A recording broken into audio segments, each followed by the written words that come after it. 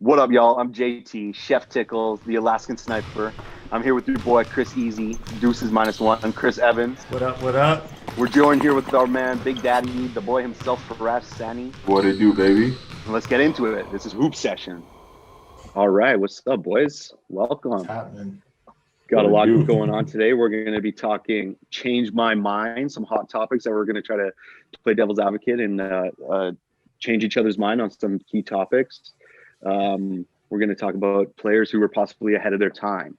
You know, teams looking for some shooters, looking for some stretch bigs out there. Who are some of these players that were ahead of their time? But first things first, kind of the latest news from the Kings. They declined to match the Hawks deal 4-year, $72 million for Bogdanovic. So it looks like Bogdan's going to the Hawks. So that obviously juices up their backcourt with Trae Young. Anybody got anything on Kings and Bogdan? They're going to be much worse, in my opinion. It's as simple as that. You're used to it, man. I mean, hey, Right. Atlanta just picked up a very good piece there, man. Yeah. It's honestly Sacramento's loss. Yeah. Yeah, 100%. Yeah. They have Buddy Hield there, who's like essentially the same kind of player, and they paid him a couple of years ago, right? So everybody knew Bogdan was going to leave there essentially, but 72 mil over 4 for him, I think that's even tradable. Like, why wouldn't you just match that? Yeah. Next year? That's tradable, right? You can get an asset at least. So that's kind of weird, but as I said, we got some hot takes. Change my mind, Faraz. What do you got going on over down there in southern Miami? Man, so what I want to say is you guys got to change my mind about Jimmy and the Heat going back to the finals, because I believe that they're going to be doing that. A lot of people were saying, and a lot of people, including myself early on, were thinking that their run in the playoffs was just a fluke in the bubble. But after seeing their full run to the finals and how they handled themselves, I genuinely believe that what they're doing in South Beach is real. And all they did this off season, in my opinion, was actually, they didn't improve immensely. They improved like slightly, but that's all you really need to do for a team that already made it to the finals. If you can just get a little bit better, put you over the edge. I mean, their acquisitions of Avery Bradley and Solomon Hill were very nice on like cheap contracts. Solomon Hill, not really like a great player nowadays, but Avery Bradley still brings that tough defense and that 3-point shooting. And I think both those guys just fit well into that culture there that they have. They're going to be a tough team to beat. We all saw what that defense was capable of in the playoffs and how they switched so seamlessly from zone to man. And just imagine it's that same lineup, but now you just add Avery Bradley coming in, who's just hounding the ball. Now, Solomon Hill, also very good 3-point shooter. I mean, hey, they made it to the finals. I mean, they beat Milwaukee. I feel like everyone else has got to come after them, man. They're top dog in the East. So I want you guys to change my mind on that. Wow. All right. That is a hot take for sure. You know, like you said, they're coming off a finals appearance last year or 3 months ago. But I don't know. We both big Eastern Conference powerhouse fans, with me with Milwaukee, Chris with Celtics. So you want to go at him first, Chris? I want to hear this. I do. I mean, I do like the Heat. Don't get me wrong. I do. I was rooting for them as soon as they beat my Celtics. It was a tough loss, but I understood they were the better team. But the one thing I don't think why the Heat will get to the finals again is the playbook is out on the Heat. I think teams now have an off season per se to prepare for a full 72 game season for the Heat and plus playoffs or whatever. So I think that since the playbook is out for the Heat, I don't think they're going to get past the Milwaukees, past the Raptors, past the Celtics, past anybody strong in the East without it being a dogfight. And in a dogfight, any team can win in a game 7. And that's what I think the teams in the East, especially the teams that have re-upped, they really can make a big dent into the Heat's finals potential run. Don't get me wrong, they're a great team. They didn't lose anybody. They still have their shooters. They still picked up who you say, Avery Bradley and Hill. So I think they're still going to be a great team. It's just I don't think they can sustain the energy they played with, or even the mentality they played with all throughout a full season. Especially now you're playing each team in your conference, 7-8 times. I don't think that's going to be sustained going into playoffs, and I feel like the playbook will be out on the Heat this coming season. Yeah, I think to build off that as well, they did lose. They lost Crowder, they lost Derek Jones Jr. Right? Crowder, they're definitely going to feel the loss, right? The shooting, he shot out of his mind in the playoffs, and his defense, a big body as well. Yeah. A wing guy who can guard kind of 2, 3, 4, and losing Derek Jones Jr., just a pure energy type, length type guy, getting tips, his own defense. He thrives in that environment. They re-upped with Myers Leonard. That's fine. Like you said, they re-upped with Solomon Hill. Okay, fine. Avery Bradley, that definitely fits into the culture. I think he'll be a big piece there, but I still think that's not enough. They re-signed Bam. They got Jimmy. I don't think that's enough with Hero and Robinson. Like you said, being able to keep up with hopefully a full 72-game season. Now they're traveling again as well. I don't think that's enough, especially with Philly getting better. Milwaukee got better. Raptors and Celtics probably took a tiny step back, but they're still right there, obviously. Some of the wealth got spread down to Atlanta. They're trying to do something over there. And then who knows what's going on with Brooklyn, right? You're assuming they're going to be in the top 3. So I don't know about that one, Faraz. What do you think?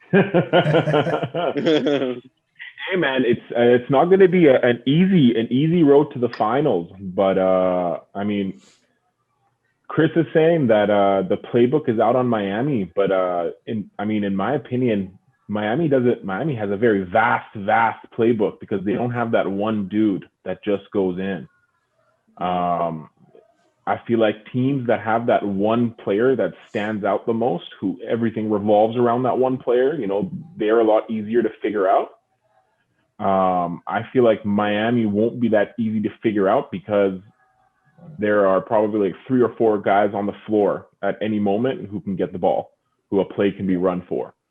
While Jimmy usually is the facilitator, when he's off the floor, Bam is a facilitator. Tyler Hero will be becoming a facilitator. Dragic is back too. Dragic is back on a nice 2-year contract, and he got paid. That was respect money, I think, for Dragic. Yeah, that's nice. Yeah. Haslam as well. He played very well in the bubble and in the playoffs, but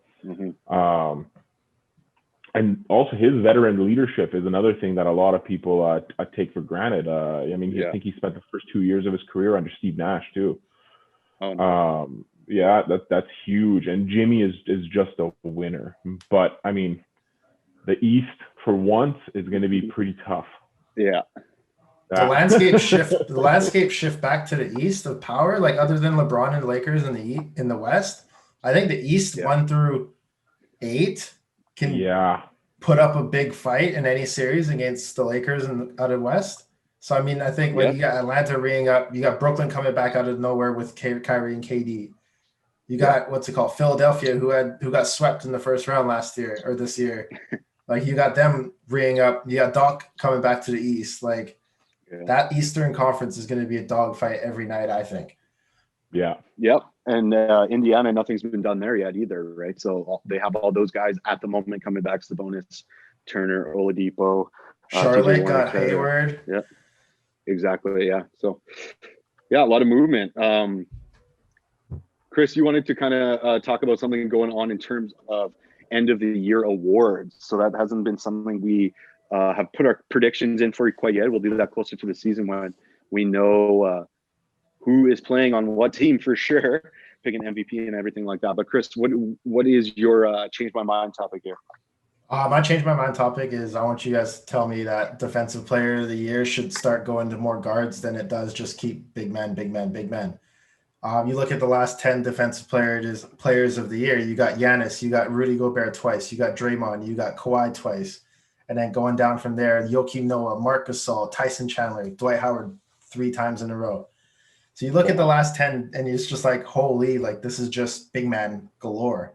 Like other than Kawhi and Draymond per se, you don't have any guards in there. Like Draymond and Kawhi obviously play multiple positions, but it seems like last time a guard did win it was Gary Payton in 95, 96. And that guy got the name the glove for a reason. Like he was locking down players that whole season. Like you saw it in the Last Dance against MJ and everything like that as well. And then the guard before that won it was Michael Jordan in 88. So it's like 2 guards have won it in the last 22 seasons. Mm-hmm. So I feel like, especially nowadays, you get the shift in the NBA.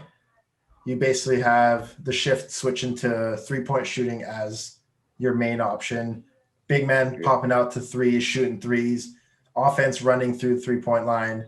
I think now you should start giving guards the league should start giving guards a bit more respect, just because they're the ones that are picking up full court. They're the ones pressuring the ball. They're the ones making all these things happen on the court compared to a big man who's just getting posted up, or like you don't really see a big man getting switched off on a guard and being successful. Like it'll happen once in a blue moon, but I feel like you can find more guards who will be more strong in basically should be in more contention for a defensive player of the year. One thing that I really noticed doing a bit of research is there's 124 media analysts that vote on defensive player of the year. And I'm pretty sure that they don't all actually watch some of the games. Cause it's like, of course, going by stats, you look at blocks and steals, and usually whoever has the most blocks and steals averages per game is probably going to be up there in the running of defensive player of the year, but you never actually get the intangibles, the hustle plays, the blowing up a screen, anything like that, the tips that other people get steals, the picking up full court, switching off on a big man trying to affect his shot. So those things are those stats that get undervalued, even though they're of greater value than people see on the stat sheet. So that's why I think guys like Marcus Smart, Patrick Beverley, Klay Thompson, Jimmy, Drew Holiday, Chris Dunn, these guys change games for the last 3-4 years with their defense, but they don't really get recognized. Yes, obviously they get put onto first team All-Star, second team All-Star, but the fact that they don't get that full recognition of defensive player of the year, it sort of sucks, because it's like these guys are great defenders, but they get passed off for the Giannis's or the ADs or the Rudy Goberts, who Rudy Gobert, cool. You guys are great defenders because you block a lot of shots and do a lot of cool highlight reel defensive play stuff. But the real work goes in when you're picking up full court, getting down in the trenches as a 6 foot to 6'5" player trying to scrap with the big men, So I think that's one of the I want you guys to change my mind with that. Yeah, for sure.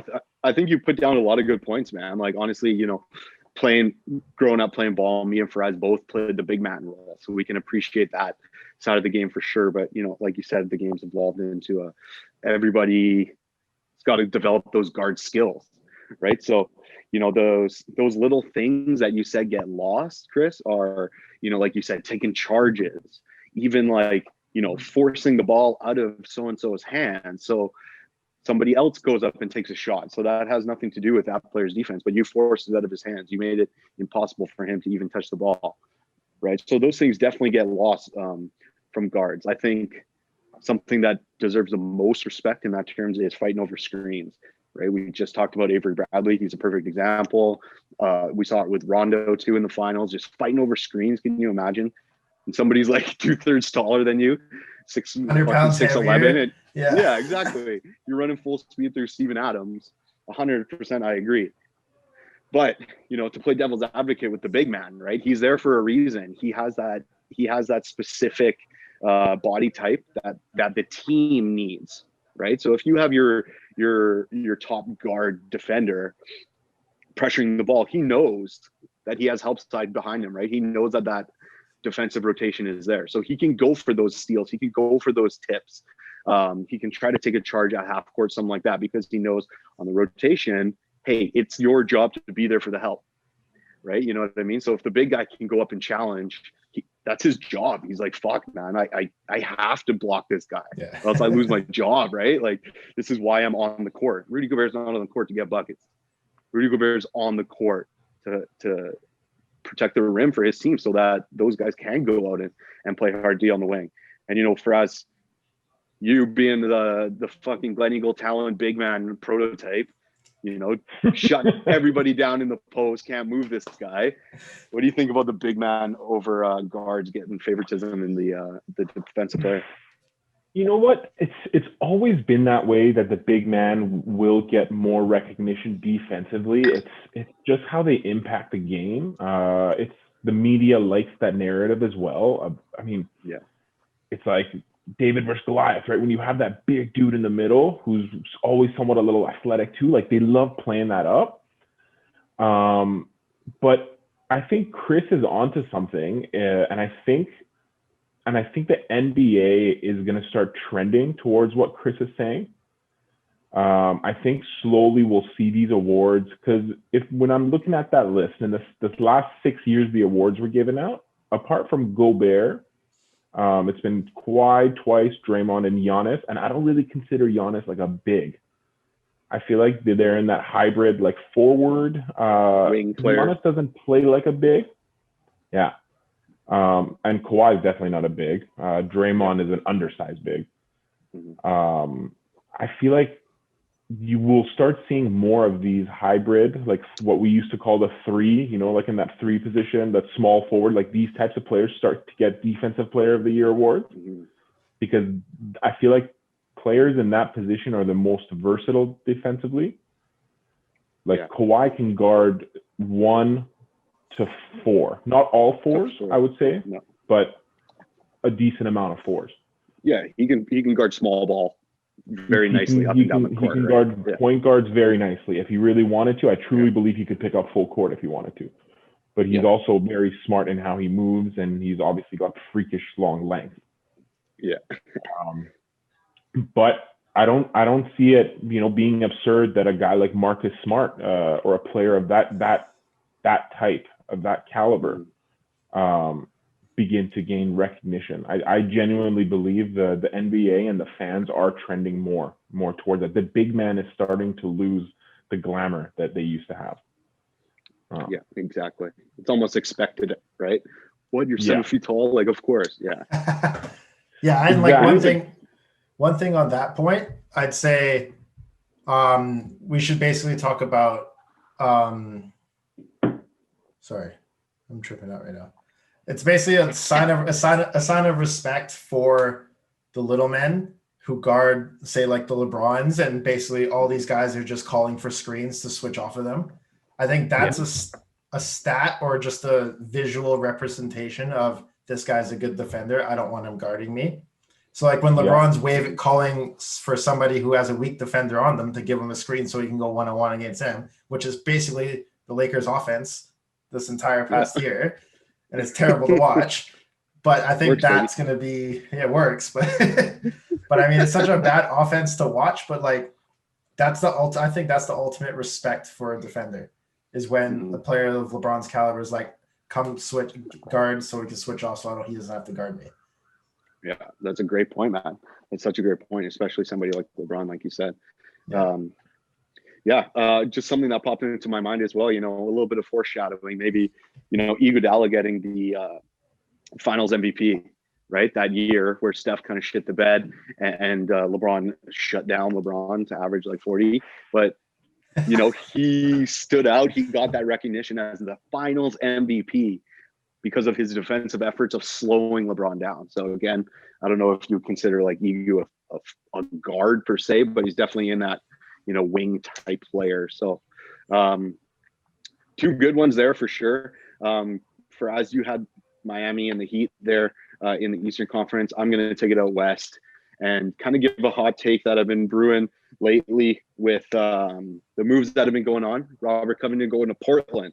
I think Portland, if everybody stays healthy, that's the key caveat. If everybody stays healthy, Portland will be number 2 in the West this year when it's all said and done, heading into the playoffs. As I said, they picked up Covington. You know, he can guard legit fours, something that they've kind of struggled with in the past. You know, strong backcourt, strong center, and they've really lacked those wing players. So he can guard fours. He shoots plus 40% from three. He's long. He's switchable. And he's reliable. Right. We saw he had 2 good series there in the playoffs, and he brings that good energy too, right? When Dame or CJ need a little pick me up, you know, he's got that energy to kind of bring them along. We're hoping that Collins is back healthy. He can shoot. He's long. He's kind of in that 4 spot as well. I hope they don't put him at small ball 5. That I think is a bad idea. But something that's underrated move is they picked up Harry Giles. So 3rd team to kind of take a chance on him, bouncing around Phoenix, I think, Suns. I don't know where else, but I think he can develop into something, right? He's 21, 22 years old. He's super long, like I said. Trent Jr., Simons, very nice kind of pieces. And then obviously your solid big there with Nurkic.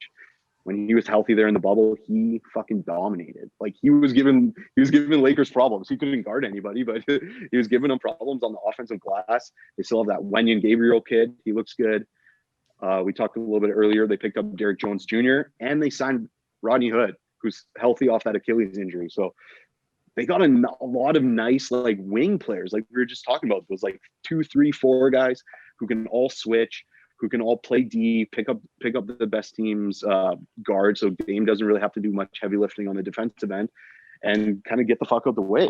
That's kind of all they got to do. So I don't know what you guys think about that, but I think Lakers probably coming in number 1 still. LeBron and AD will probably rest quite a bit, but I think Lakers coming in number 1. Clippers would probably be the one to be the favorite for number 2, but I think it will be Portland. I mean, hey, Dame is my favorite player in the NBA, so I mean, I would be totally happy with that. I think Denver would probably give them a good run. I think Denver's a very good regular season team. Yeah. I think they've proven that over the past few years. They just win regular season games. They have that depth. But I mean, the pickups that Portland made were, I agree, man, very nice. I think Covington was huge. I think having that pick and screen op, like pick and roll, not the pick and roll, the pick and pop option with Dame and McCollum on that's going to be very nice. Only thing that Portland needs to change, in my opinion, would be that obviously Dame can't become more of a facilitator, but McCollum, I think, needs to become more of a passer rather than a scorer. I think he needs to change that part in his game to fit the system better. I think right now, a lot of times they keep going back and forth between iso ball between Dame and McCollum, because that's both of their bread and butters. But I genuinely think if McCollum went into more of a playmaker role, kind of played that role and averaged like 7-8 assists a game instead, I think that would really help catapult them maybe to that number 2 spot. But in my opinion, they're maybe a 3 or 4 seed right now. Yeah. So that's a good point. You know, I think it's in CJ's blood, man. He's a hooper. He gets buckets. That's what he does, right? Somebody that I would love to see step into that position would be, you know, if they decide to kind of go with that 3-guard rotation with Anthony Simons. He's shown a little bit of it in the past. Him on the second unit with Jackass Whiteside. He would just throw it at the rim, and good things usually happened if Whiteside decided to try that night. But Anthony Simons could definitely step into that role, like you were saying. What do you think about that, Chris? I don't get why Portland isn't in the running for the top 4 seed every year. With Dame, with CJ, with Nurkic, I don't understand how they're a 10 seed. I know that last year they got ravaged with injuries. But yes, like you said, a full strength, fully healthy season for the Blazers. They should be. I agree with you. I think they should be a 2 seed. You look at their division. It's Denver, OKC, Utah, them, and Minnesota. OKC is still digging for gold, looking for draft picks. Utah, I don't think Utah is like as highly rated as people think they are. Yes, Donovan Mitchell's good, but that's sort of it, you know? Like Gobert's there, Joe Ingles is there, but like 1 year older, yeah. Joey Exactly. Ingles. Denver Nuggets on paper, cool, but I'd love to see a Denver Portland 7-game series because I feel like Dame will not allow them to lose that series. Yeah. So I think Portland should win their division this year. Like Minnesota's a write-off, OKC's a write-off. Utah and Denver are going to be competitive, but I honestly think if Portland can grab that division championship, they should be the 2 seed. Clippers are done. Clippers are like taking a step back, I think. I think they're going to, especially with the shortened season and the quick turnaround, they're going to load manage much more. Lakers are going to load manage much more. Portland might be able to steal a couple games off of them. And looking at literally the Western Conference, Warriors aren't going to be up there in the top 4 anymore now. Houston might get rid of Russ and Harden. Dallas is probably the only one pushing for that 2 seed. So, I mean, the rest of the West is wide open. Like, who knows? Clippers. Even Lakers might even just chill their season just to get to the playoffs and then be fully healthy for the playoffs. So, who knows?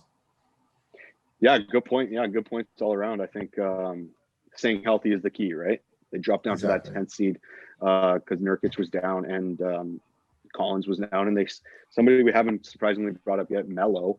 They brought Melo in as kind of as an emergency last year, and now he's found a home. He's quite comfortable there, so obviously he's going to give you some good buckets. And it seemed like he was kind of bought in defensively as well, really trying to pick up LeBron. But so change our minds. That should be something that we're doing. Every couple of weeks, something when we're trying to fill some gaps with time between games. Once the games get up and going, obviously it's going to be a little bit harder for us. Let us know, guys, what you think. All right, and moving forward to players ahead of their time. With Chris mentioning a lot of the league turning towards looking for shooters, stretch bigs. Players that are ahead of their time could be, somebody that was an adequate NBA player that really could have thrived and maybe could have helped out somebody like Milwaukee, Houston, trying to play small ball, something like that. So, Faraz, you had a couple players in mind. Who do you think were some of the players ahead of their time? Man, I'm going to start with Chris Bosh. When I actually used to be a fan of the Toronto Raptors, I used to think he was a very good player. I think to this day, to be honest, he was very underrated. I think at one point he was top 3 power forwards in the NBA. Yeah. Chris Bosh, the reason I think he was ahead of his time is because he came up in that era where, the bigs didn't really shoot. The mid-range was okay for like a big guy to have, but like very few had it. You had the Tim Duncans that would occasionally do it, but it was traditional for them to work in the paint. Yeah. Bosh was one of the first in our generation. I mean, there were others before him. Chris Webber, I think, is another one very, very similar to him that was ahead of his time. Yeah. But Chris Bosh was he was one of the first to kind of start extending that range to the 3-point line. I remember when he started taking threes, and I was like, "What's this guy doing?" I'm like, "You're not supposed to be doing that." Like, I'm like, "That just looks weird." Yeah. And it was mainly when he went to Miami, where he didn't have to be that number 1 option, and he adapted his game. I think that's in the true essence of what a basketball player is, someone who can adapt their game to remain relevant. But what he did was he adapted his game to just become better. Who else would I say? I would also say like a guy like Donyell Marshall. Him, I would just say it was the shooting. He was a bigger guy, but there weren't many guys like him with that ultimate green light to just send it.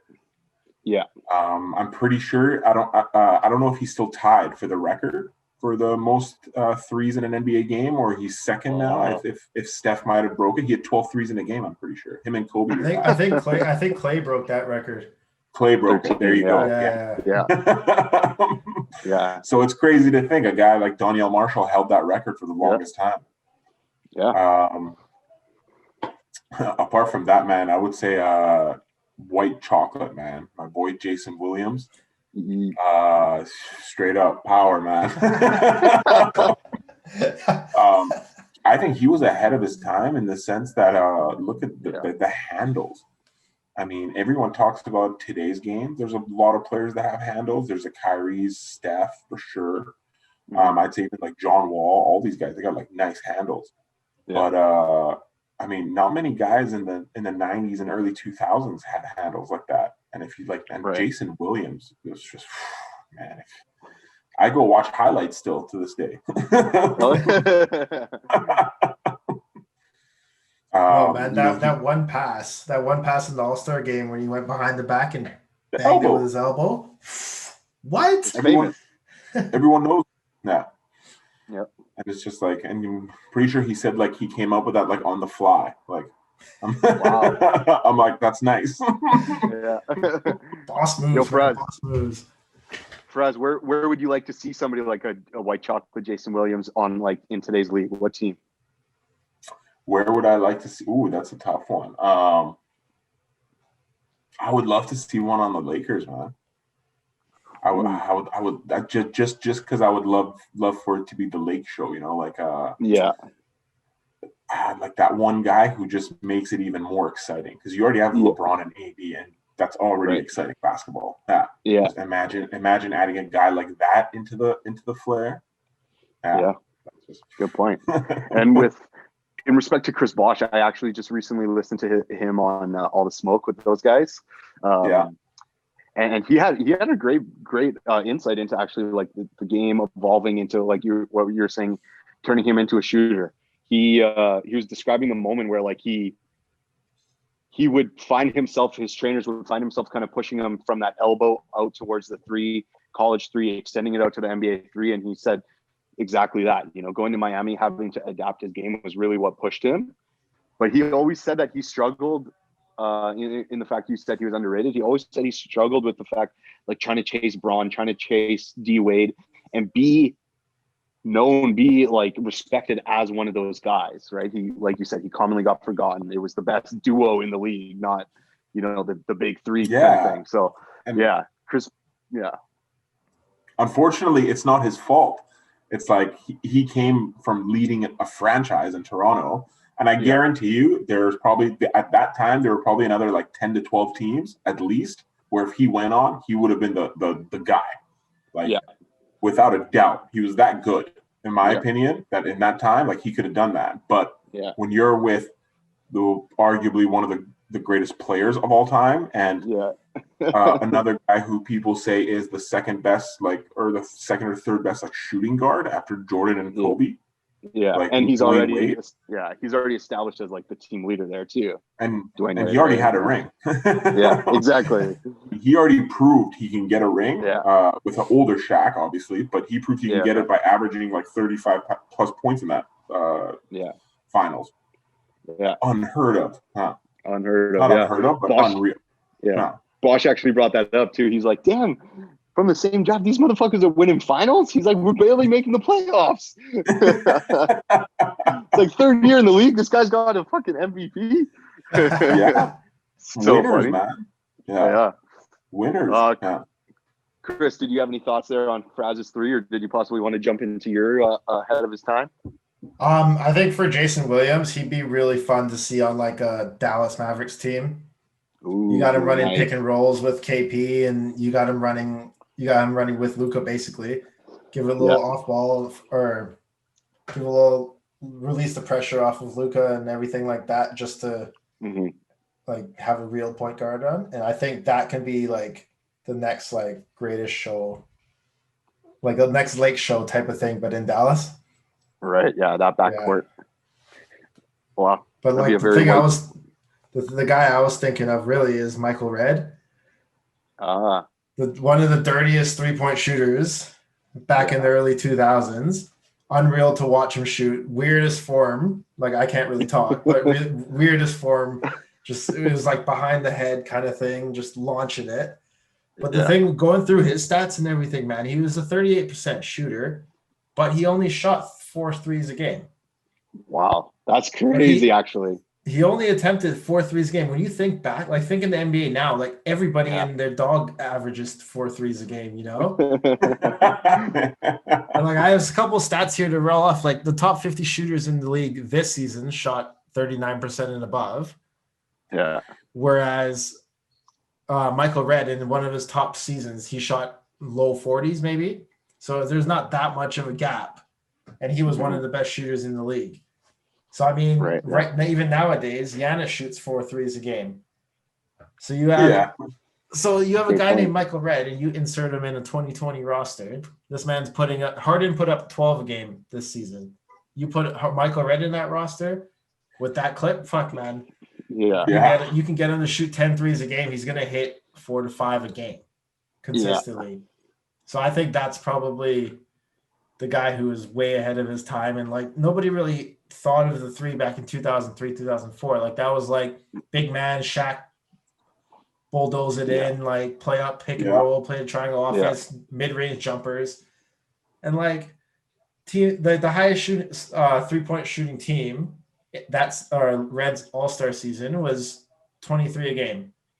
The team shot 23 threes a game, the highest in the league, which was Oklahoma City in 2003. Whereas this year, Houston shot 45 a game, which is absolutely absurd. Yeah, basically double in 15, 16, 17 years. I think Michael Redd will be a good insert, potentially maybe on the Spurs. I think on a team with a good coach who runs good offense, you'll get Michael Redd open like a Klay Thompson-esque player, you know? Yeah. Michael Redd, like, even on the back, going back to where he was on the Bucks. Imagine him with Giannis there and Drew Holiday. He would definitely get Chris Middleton, eh? Exactly. Dude, I remember playing NBA Live 06, and he was just a fucking cheat code. He would just stand in the corner and he was like 90% from the corner. Yeah. So, like, straight up and down the NBA, you look at all the teams, like, who wouldn't want that? Exactly. It's pretty much, like you said, career 40% shooter pretty much on only shooting 4 a game. Even if you got to double that, I'm good with that, right? Taking 8 a game, that's definitely underrated. I think he had a little bit of knee problems as well, but I don't, which one of those guys didn't get hurt in the early 2000s? So, Faraz, Michael Redd, what do you think about Michael Redd? Man, I was a big fan of Michael Redd growing up. As weird as that sounds, I used to like him because, just like Chris said, man, he was a shooter in a time where you didn't have really that many dirty shooters, and he did have that awkward slingshot, like weird looking thing, like, and he was a lefty. And it was just. I think he was not just a shooter though; like he was overall like just a good player. Yeah. Injuries cut that career short. It happened to a lot of players from that era that unfortunately we couldn't fully see what they could become. But agreed that he was ahead of his time. In today's NBA, Chris, that's a very good comparison. Very Klay Thompson-esque. Yeah. Good call. I think Michael Redd would help any roster at this point. For mine's going a little off the rails a little bit. You know, us being from Vancouver, you know, we watch a lot of Toronto Raptors games. So Jorge Garbajosa, the pride of Spain. You know, he only had 2 seasons in the NBA, or a little over 100 games because of that. We all know that insanely brutal injury. If you haven't seen it, do not go watch it. But again, similar to Michael Redd, you know, he averaged 38% from 3, but he was 6'9", right? He could play the 4. He played the 3 for the Raptors because they had Bosch. He was a good defender. He came up in that Spain national team system where he had that work ethic. He played good D. You know, he could play the 4. He could play your big 3 if you're going to go that way as well. Just a smart player. I know he always, like, him and Bosch would link up. They had TJ Ford at the time. They would always get some nice, like, full court passes going and stuff, right? So, you know, put Jorge Garbajosa on, like, even the Portland team we were just talking about, right? Like a shooter, a stretch, a hustle type guy who's going to kind of be a little bit of a bully out there too, right? I feel like he's that kind of mentality where he'll, you know, throw a little bit of a push, throw a little bit of an elbow, talk a little shit. Jorge Garbajosa. Yeah. What do you think, Faraz? I like that pick, man. Like it is a little off the path, but Garbajosa was solid, man. I think he genuinely helped that Raptors team. I remember him playing. Like, I used to watch a lot of the Raptors back then. I mean, I think he was a solid shooter at that size. He would definitely be an addition to any team. But unfortunately, that injury. To this day, I remember Al Jefferson's reaction when he saw that leg, and like his face was just mortified. That's like ingrained in my memory of how when another human being saw that injury, and how like gruesome it must have been that a grown ass man couldn't look at it and he looked away like that. Yeah, exactly. I'm still scarred from his reaction. So one of those brutal ones like Paul George, Gordon Hayward, etc. But like I said, unfortunate. Don't go watch it if you haven't seen it. Anything to add there, Chris, on Jorge? I don't really remember him playing, to be perfectly honest.